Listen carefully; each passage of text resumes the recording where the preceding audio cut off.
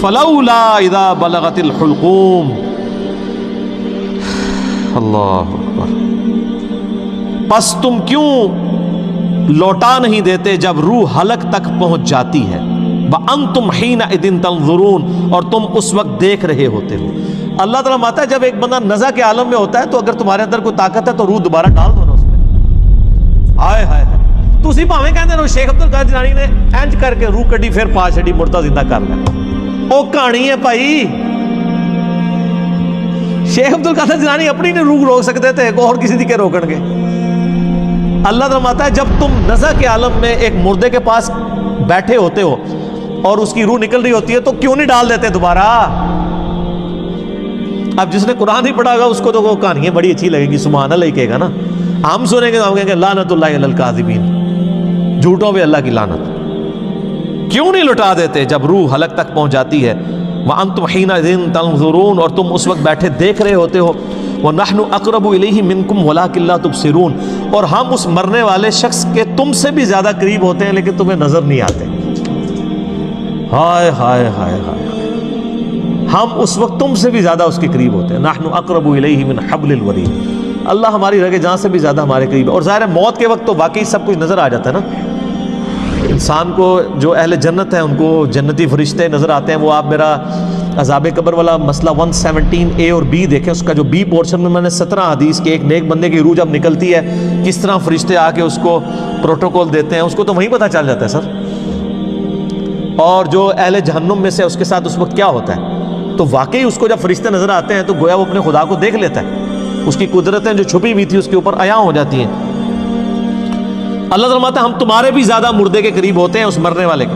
فلولا ان کنتم غیر مدینین، پس اگر تم کسی کے پابند حکم نہیں ہو، ترجعونها ان کنتم صادقین، تو تم مرنے والے کی روح کیوں نہیں لوٹا دیتے اگر تم سچے ہو. اگر تم سمجھتے ہو تم ہی عالی نال ہو اور تم اتنے متکبر ہو تو اس مرنے والے یعنی یہ سب سے بڑی مصیبت ہے. میرا یوٹیوب پہ ایک کلپ ہے وہ آپ ضرور دیکھیں. اللہ انسان کی ضرورت کیوں ہے، اس میں میں نے یہ چیز ڈسکس کی ہے کہ اگر انسان کو موت نہ آئے، سب سے بڑی چیز، پھر خدا انسان کی ضرورت نہیں رہتا. اور اگر انسان کو کوئی پریشانی نہ آئے، خدا انسان کی ضرورت نہیں رہتا.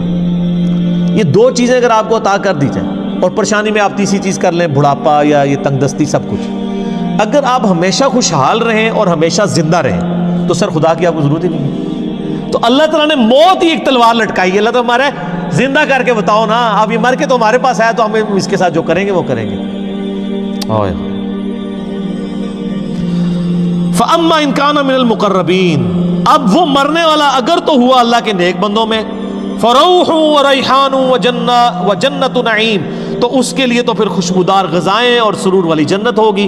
وَأَمَّا إِن كَانَ مِنْ أَصْحَابِ الْيَمِينَ، اور اگر مرنے والا ہوا اصحاب یمین میں سے، یعنی جو دائیں ہاتھ والے ہیں، نیکوکار ہیں، فسلام لک من اصحاب الیمین، تو اے نبی آپ پر سلام ہو ان جنتیوں کا.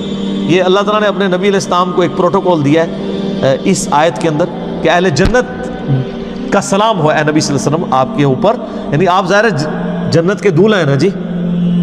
وَأَمَّا إِن كَانَ مِنَ الْمُكَذِّبِينَ، اور اگر وہ مرنے والا ہوا گناہگار، گمراہ، جھٹلانے والا، المکذبین الضالین، راہ حق سے بھٹکنے والا، فَنُزُلٌ مِّنْ حَمِيمٍ، تو اس کی پھر مہمان نوازی ہوگی کھولتے ہوئے پانی سے.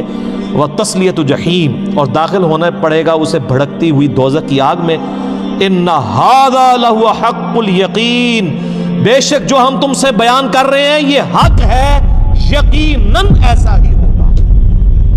سر یہ ہے بات،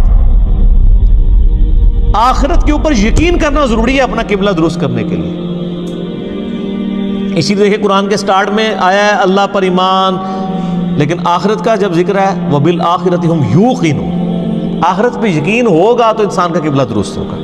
تو اللہ تمہارا یہ کوئی سٹوری بک نہیں ہے جو میں پڑھ رہا ہوں، یہ آپ کو قیامت کے دن کی ویڈیو پہلے ہی چلا کے بتا رہا ہوں.